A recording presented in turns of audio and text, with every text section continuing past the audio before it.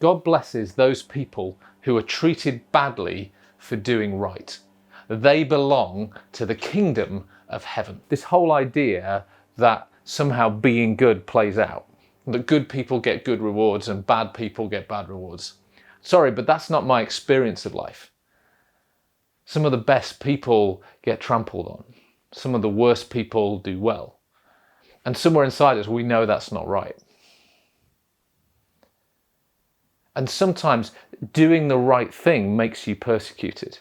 If you think of anyone who stood up for what's right, you know, we talk about Rosa Parks, we talk about Martin Luther King, we talk about the Gandhis of this world, we talk about the people who stood up and made a difference. They weren't universally loved when they started out. In fact, most people were against them. And we all look back now and go, yeah, I'd have been on their side. But most people weren't. And maybe we wouldn't have been. So when people change the status quo, it's often costly. You take someone like Martin Luther King, he gave his life to change the problems of racial segregation and racism in his nation. He gave his life.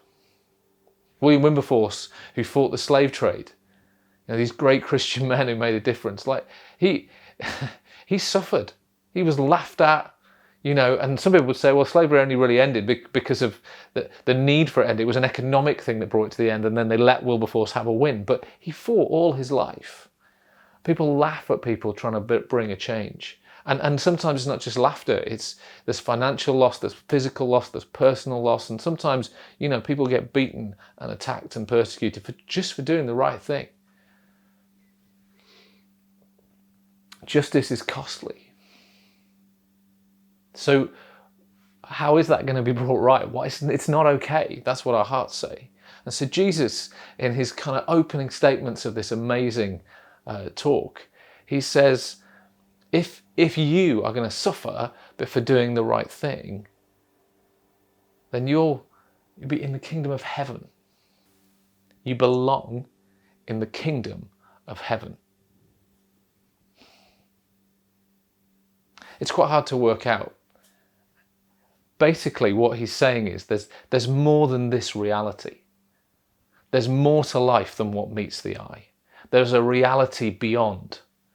We all touch or feel it when we have that experience of wonder, or when something happens that's just beyond explanation, when we touch a spirituality or an experience or a thing it's just beyond the natural. It's supernatural. It's built upon the natural. It's more than the natural. And it's rare, but it breaks in. And we go, what is that?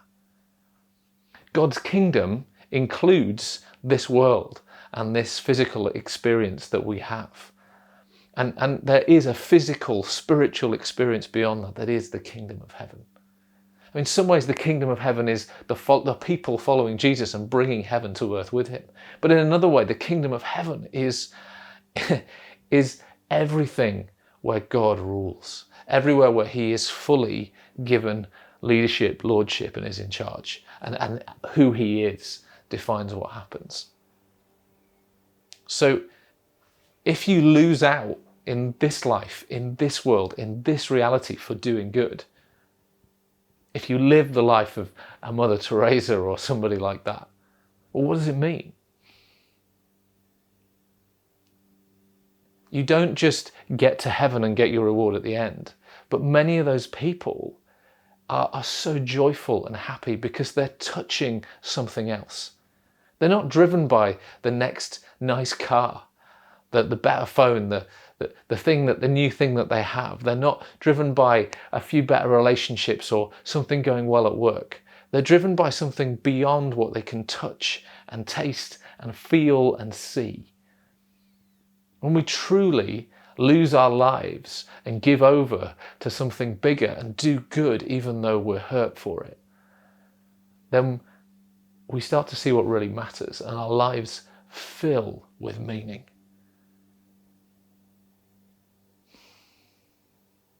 And if I'm being honest to God, that's what I want. You know, why do I do my job? Why do I get involved in something that is less lucrative, maybe, you know, costly at times, and something gets sneered at? Because for me, I get to touch something beyond. If I'm being honest, that's the joy, the value in something bigger than the normal, bigger than the natural, the kingdom of God, the supernatural. That's what I want to touch if I'm being honest to God. So if you are being honest, what does that say to you? What might you do about it? Let me know. I'd love to hear from you about that. So you can like, you can comment, share, subscribe, whatever it might be. What does it say to you? What could you do about it?